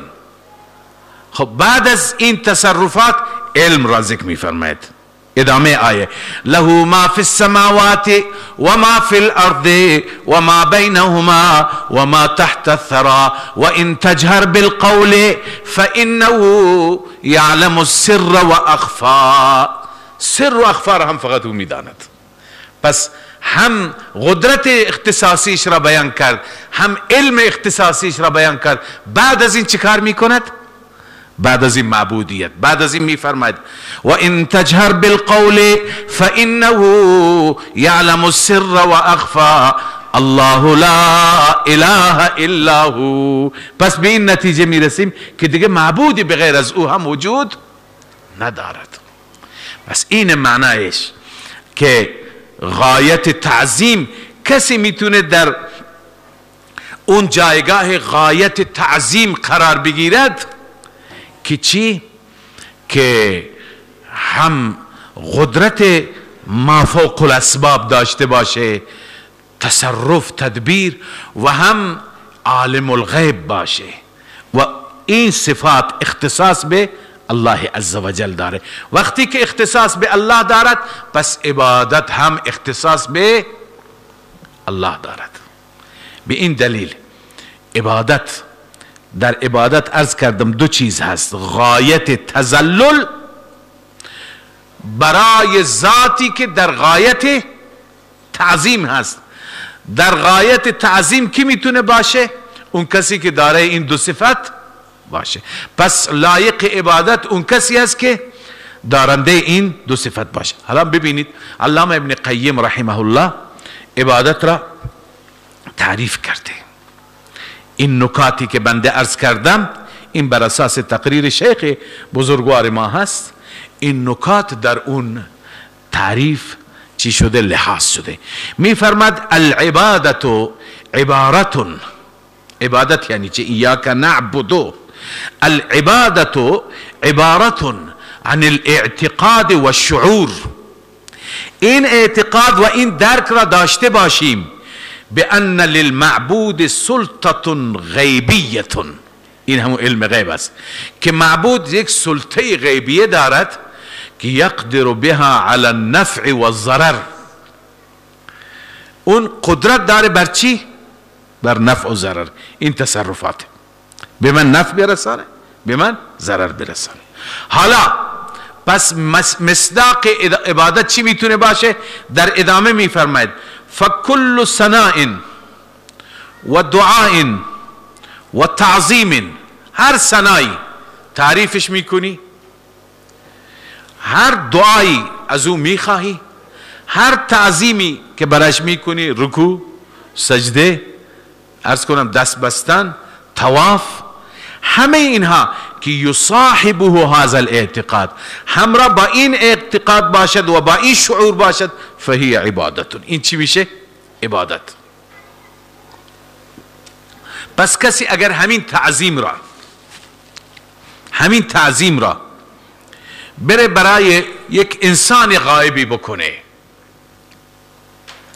که معتقد باشه اون سلطه غیبیه داره، اون میتوانه به من نفع برسانه، اون میتوانه به من ضرر برسانه، این میشه عبادت اون کس. میره سر قبرش از او کمک میخواد، معتقده که او سلطه غیبیه داره، او خبر داره از حال من، میتونه به من نفع و ضرر برسانه، میتونه به من اولاد بده، میتونه سرطان را دور کنه. این میشه عبادت او. اگر او را تعریف میکنه، او را دعا میکنه ای فلان، اما با این اعتقاد، این میشه عبادت او. شرک همینه دیگه، چیزی نیست. فکل ثناء و دعاء یصاحبه هذا الاعتقاد و الشعور فهی عبادت. حالا عرض به خدمت شما یه سوالی هست و یک شبهی هست. این شبهه را در قالب سوال من مطرح بکنم. خیلی از ماها هستیم که تعظیم میکنیم غیر خدا را. آیا این تعظیم هر تعظیم عبادت است؟ نه خیر، هر تعظیم عبادت نیست. مثلا کسی برای رسول الله احترام قائل است، تعظیم میکند، برای استادش، پدرش، غیر اینها. حالا کدوم عبادت میشه؟ ببین اون تعظیمی که معظم له را، معظم له اون کسی که تو برایش تعظیم میکنی، اون تعظیمی که معظم له را ما فوق الاسباب غیبدان بداند، متصرف بداند، مختار بداند، اون تعظیم عبادته. چه اون تعظیم برای فرشته باشه، چه برای جن باشه، چه برای انسان باشه، برای نبی باشه، ولی باشه، او را اگر انسان عالم الغیب بداند، او را اگر انسان مدبر و متصرف و مختار بداند، اون تعظیمش هر تعظیمی باشه عبادت محسوب میشه. اما بعضی تعظیم ها هستند که با این اعتقاد نیستن. شما میگین نه من میرم جلوش خم میشم، اعتقاد به عالم الغیب بودنش ندارم، اعتقاد به مدیر و مدبر بودنش ندارم، ولی احترامش میگذارم. آیا هر تعظیم شرکه؟ ببینید بستگی داره چه تعظیمی هست. بعضی تعظیم ها هستند خاصند برای الله عزوجل. این تعظیم ها اگر با اون اعتقاد نباشند، بدون اعتقاد باشند، اگر این تعظیم را انجام بده، خب بدون اعتقاد شرک نیست، اما حرام است، چون تعظیم اختصاص به خدا داره. مثلا پدر را دوست داری، نمیتونی بری برایش سجده بکنی، برای استاد، حتی برای پیامبر. صحابی مگه نگفت یا رسول الله عظماء فارس و روم پیروانشون اونا را سجده میکنن، شما اجازه بدیم ما شما را سجده بکنیم؟ رسول الله ناراحت شد و فرمود که آیا اگر یه وقتی بیایید بر قبر من گذرتون بشه سجده میکنی؟ گفتن نه یا رسول الله. لذا فرمود پس سجده من درست نیست، و اگر سجده درست بود من دستور میدادم زن برای شوهرش سجده بکند. پس ببین یک سری تعظیم هایی هستند اختصاص به الله دارند، مثل سجده، مثل رکوع، مثل طواف. اینها را اگر برای غیر خدا کسی انجام بده، اون نیت نباشد، نیت عبادت نباشد، او را غیبدان ندوند، اون را مدبر متصرف نداند، خب شرک اگر نباشد حرام است. بعضی گرچه این را هم شرک میگویند، اما بعضی میگن خب چون با اون اعتقاد نیست، ولی باز هم چی هست؟ حرام هست. بنابراین این تعریف عبادته، دیگه هیچ خفایی باقی نمیماند. خب ایاک نعبد و ایاک نستعین، بعد از ایاک نعبد چی هست؟ ایاک نستعین هست. بار الها فقط و فقط از تو کمک می خواهیم، از تو استعانت می طلبیم. این هم حصره، قبلا هم خدمت شما عرض کردم. حصر معنیش اینه که کمک خواستن باید، استعانت خواستن باید در ذات پروردگار حصر بشه. در حاجات و مشکلات اگر ما کسی را ما فوق الاسباب مشکل گشا بدانیم، حاجت روا بدانیم، نافع و ضار بدانیم، غیبدان بدانیم، او را فریاد بزنیم، از او حاجت بخواهیم، این شرک میشه، چون که این اختصاص به الله داره. نباید کسی بغیر از الله را ما این صفات را بهش بدیم و از او حاجت بطلبیم. دلیلش الله عزوجل فرموده وقال ربكم ادعوني استجب لكم. در سوره مومن شما خواندید رب دستور داده فرموده ادعونی، فقط و فقط مرا بخوانید، استجب لکم، من شما را اجابت میکنم. و کسانی که از این دعا و عبادت، ان الذين يستكبرون عن عبادتی، که باید می بود عن دعایی، ولی خداوند عن عبادتی تعبیر فرمود، اشاره به اینه که اون عبادت همین، اون دعا همین عبادته. الدعا هو العباده. پس دعا باید به خدا اختصاص داشته باشد و خداوند خیلی در قرآن کریم درباره دعا فرموده فادعوا الله مخلصین له الدین، دعا را خالص برای خدا قرار بدید. و اونهایی که غیر خدا هستند شما اونها را میخوانید، اونها ولی اصلا از دعای شما خبر ندارن و هم عن دعایهم غافلون. ان تدعوهم لا يسمعوا دعاءكم، اگر اونها را دعا بکنی اصلا دعای شما را نمیشنوند، و اگر بالفرض بشنوند، مثلا کسی حاضر باشه بشنوه، ولو سمعوا ما استجابوا لكم، اگر اونها دعای شما را بشنوند اونها اجابت نمی کنند، اونها قدرت اجابت ندارند. پس استعانت با این دیدگاه، با این عقیده که طرف را انسان ما فوق الاسباب هم عالم الغیب بداند، هم نافع الضار بداند و از او حاجت بخواهد، این چیه؟ این شرک. وقتی که این را گفتم دیگه همه شبهات و سوالات دفع میشه. ولی با وجود این یه سوالی که امروز خیلی مطرح میکنند خدمت شما عرض کنم.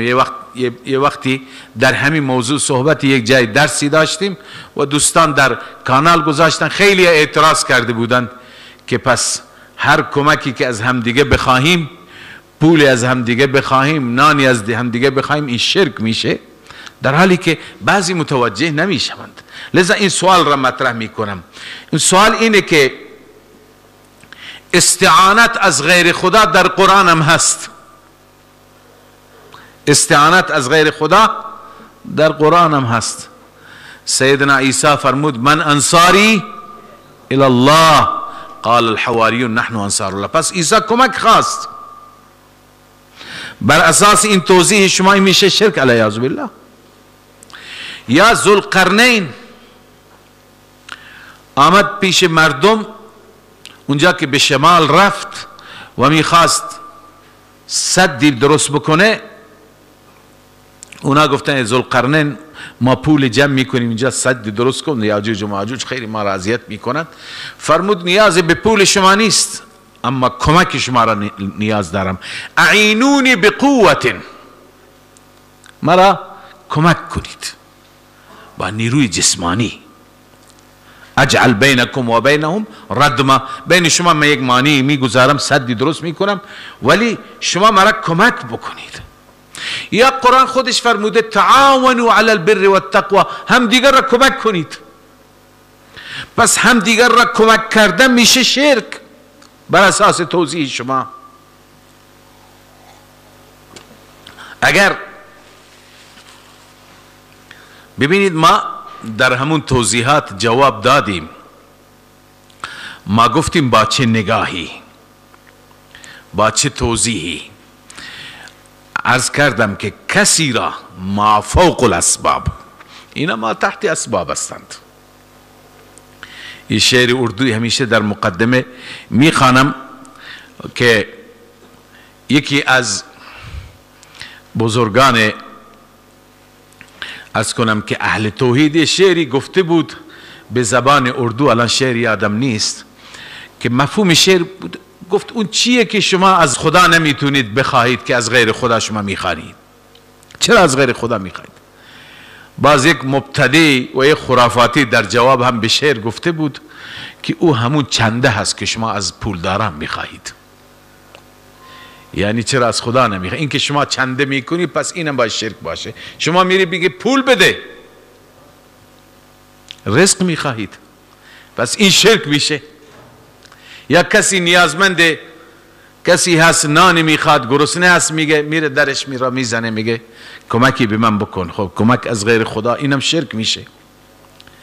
ببینید عرض کردم که استعانت که شرک است اینه که از غیر خدا ما فوق الاسباب، نه در درجه اسباب. در درجه اسباب به کسی میگه این تکنان بده، این کتاب به من بده، این پول به من بده. بالاخره در درجه اسباب همینه که از قرآن هم ثابته، همدیگر را کمک کنید، به همدیگر رسیدگی بکنید، اونی که داره به اونی که نداره، فقیر پول بده، کمک بکنه، نان بده، لباس بده. آت ذا القربى حقه والمسکین وابن السبیل.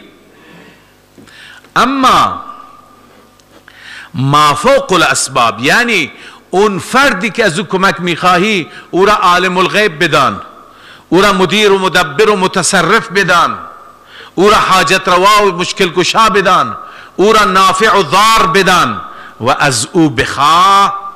این میشه کمک خواستن، استعانت ما فوق الاسباب. این میشه شرک.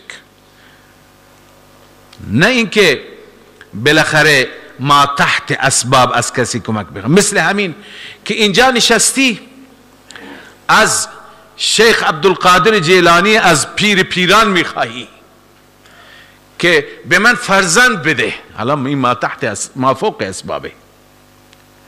به من رزق بده. خب پس او را حتما عالم الغیب میدونی که از اینجا صداش میکنی یا سر قبرش میری صدا میکنی، معتقدی او از حالت خبر داره و بعد او میتونه بهت بده. این میشه استعانت از غیر خدا. نه اینکه در قالب اسباب همدیگر را همکاری بکنیم. لذا اون چیزی که ما عرض کنم معتقد هستیم نادرست هست، با همین اعتقاد، با همین توضیح طرف را مافوق اسباب، مدیر، مدبر، متصرف، عالم الغیب، داننده بدانیم. و دیگه جواب الزامیش اینه که این شبهه را که شما میکنید، پس عوام هم مشکل گشا هستن که حضرت عیسی از عموم خواست من انصاری الی الله، یا حضرت ذوالقرنین گفت اعینونی، من کمک بکنین. نه خیر، اونا در این صف داخل نیستن. اما الله عزوجل خودش در قرآن صراحت فرموده که اونهایی که شما از اونها میخواهید غیر از خدا، والذین تدعون من دونه، دون هر کسی غیر خدا باشد. انسان غیر خداست، فرشته غیر خداست، جن غیر خداست، خورشید غیر خداست، آتش غیر خداست. اینا همه مخلوقند و الله خالقه. والذین تدعون، آنهایی که شما اونها را صدا میزنی غیر از خدا، ما یملکون من قطمیر، اونها به اندازه پوسته خرما هم اختیاری ندارند. و این که شما اونها را میخوانید این میشه شرک. ان تدعوهم، ببینید ادامه همین آیه، ان تدعوهم لا يسمعوا دعاءكم، اونا را صدا بزنید اونا نمیشنوند، ولو سمعوا بالفرض بشنوند ما استجابوا لكم، اجابت نمیکنند، و یوم القیامت یکفرون بشرککم، روز قیامت همین شرک شما را انکار میکنن، میگن نه ما را نخواندند. پس همین خواندن را خدا چی تعبیر کرده؟ شرک. و یوم القیامت یکفرون بشرککم، اینها به شرکی که شما کردید انکار میکنن. فرشتگان را صدا میزدن مشرکین. و روز قیامت شما خواندی آیه را که فرشتگان میگویند خدایا ما کانوا ایانا یعبدون، اینا ما را عبادت نمی کردن، بل کانوا یعبدون الجن، اینا جنات را عبادت می کردن، جنات فریبشون دادن به جای ما خودشون را جا زدند. پس عبادت و استعانت فقط و فقط باید اختصاص به الله داشته باشد. ایاک نعبد وإياك نستعين اهدنا الصراط المستقیم. بار الها ما را راهنمایی کن به صراط مستقیم. الصراط المستقیم عرض کنم که این الف لام عهدی هست، همون صراط مستقیمی که در ایاک نعبد و ایاک نستعین بود. ببینید اصل صراط مستقیم یعنی چی؟ یعنی توحید فی العبادت. این که ما روزانه از خدای عزوجل میخواهیم اهدنا الصراط المستقیم، یعنی خدایا ما را بر مسیر توحید گامزن بفرما. و از کجا صراط مستقیم را به توحید تفسیر میکنی؟ از قرآن. سیدنا عیسی علیه السلام چه دعوتی داد بنی اسرائیل را؟ گفت ان الله ربی و ربکم فاعبدوه هذا صراط مستقیم. همانا الله عزوجل رب من و رب شماست، فاعبدوه فقط او را عبادت کنید. هذا صراط مستقیم. صراط مستقیم همینه. و در سوره مبارکه یاسین میخوانید الم اعهد الیکم یا بنی آدم، ای اولاد آدم من با شما عهد و پیمان داشتم، عهد بسته بودم، الله تعبدوا الشیطان، شیطان که دشمن شماست او را پرستش نکنید، انه لکم عدو مبین، شیطان دشمن آشکار شماست، و ان اعبدونی هذا صراط مستقیم، فقط و فقط مرا عبادت کنید. صراط مستقیم اینه. بس صراط مستقیم چیه؟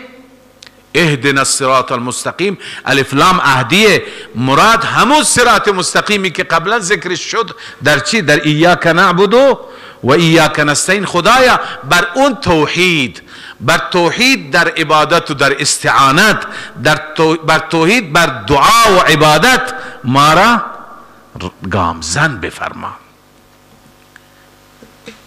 پس هدایت دو نوع هست، یکی هدایت فطری هست و یکی هدایت عرض به خدمت شما کسبی هست. هدایت فطری خدای عزوجل به هر که داده، در ابتدای درس توضیح دادم که الله تعالی هر مخلوقی را که درست میکنه فطرتا او را راهنمایی میکنه. جوجه تازه از تخم میاد بیرون، او را الله راهنمایی میکنه که نوکت را بزن به زمین که رزقت اینجا هست. عرض کنم که بزغاله و بره وقتی که از گوسفند میفته، از بز میفته، از شکمش میفته، خداوند فطرتا راهنماییش میکنه، میگه برو به بالا، بلند میشه میفته، میگه اینجا رزقت اینجا هست، زیر شکم مادر هست، در این پس. این را میگه هدایت چی؟ فطری. والذی قدر فهدا، هر چیزی را مقدر معین کرده، حتی رزق ما را مقدر و معین کرده و به اون سمت و سو ما را راهنمایی کرده. میگه که رزق زیادی خدا بهت میده، برو به بازار به طرف تجارت برو. انسان حرکت میکنه، خدای عزوجل برکت میده، خداست که راهنماییش میکنه. این هدایت چیه؟ فطری هست. اینجا این هدایت مراد نیست. اهدنا الصراط المستقیم. این هدایت را الله به هر کسی داده. اعطا کل شیء خلقه ثم هدا. خدا به مخلوقش هر چیزی که داده او را به همون سمت چی کرده؟ راهنمایی کرده.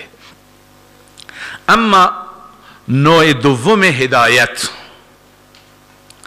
هدایت کسبی هست که باید کسبش بکنیم، باید او را حاصل بکنیم. این هدایت کسبی که الله به ما میده، این را هم این ابتداء بر دو قسم است. یکی اراءت الطریق، نشان دادن راه، و یکی عرض به خدمت شما ایصال الی المطلوب، یعنی به مطلوب رساندن. اینجا اهدنا الصراط المستقیم مراد دومی هست. اون اولی هم برای هر انسانی خدا داده. هر انسانی را خداوند تعالی هدایت کرده، راهنمایی کرده. چطور هدایتش کرده؟ به وسیله با وسایل و اسباب مختلف.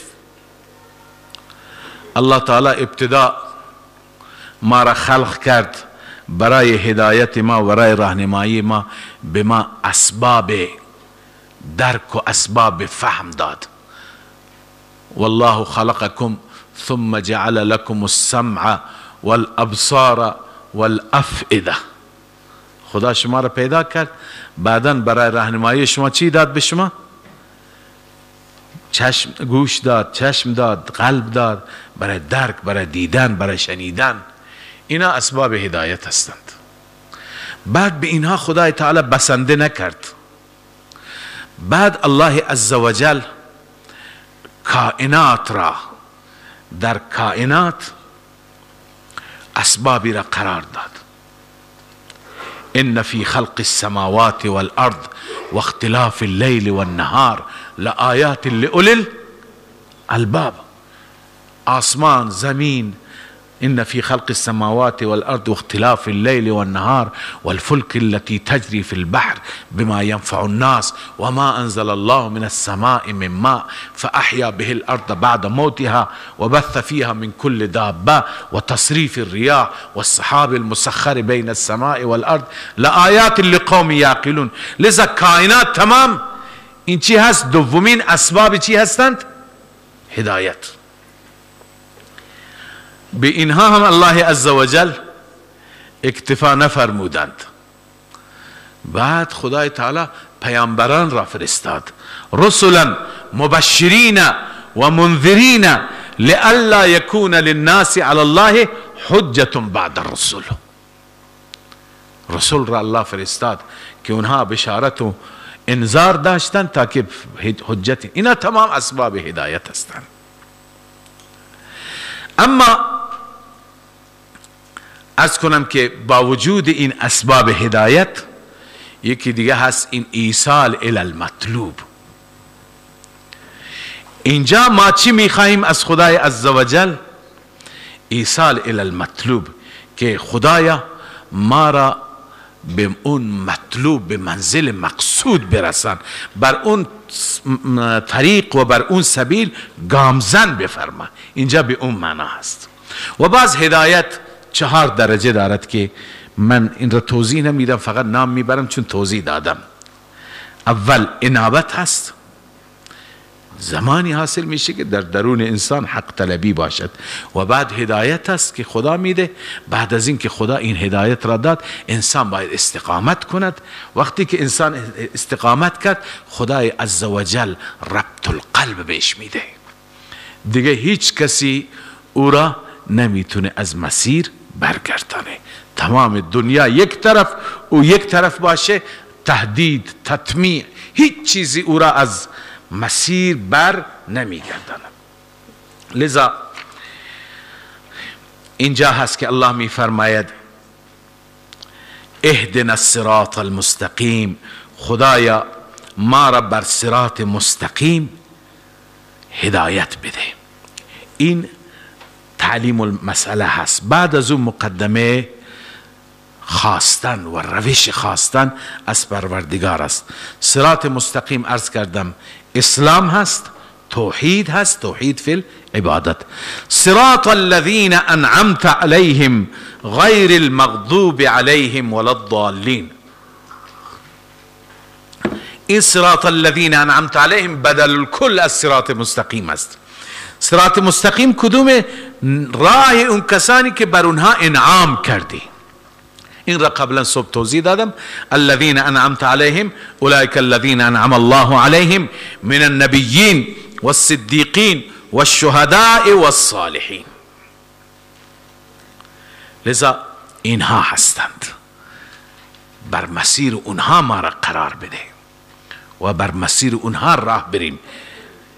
اینها کسانی هستند که منعم علیه هستند. غیر منعم علیه یا به تعبیر علامه شبیر احمد عثمانی که صبح عرض کردم کسانی که پذیرفتند، و کسانی که نپذیرفتند غیر المغضوب علیهم ولا الضالین، نه اونهایی که بر اونها غضب الله عز وجل هست و نه نصارا ضالین.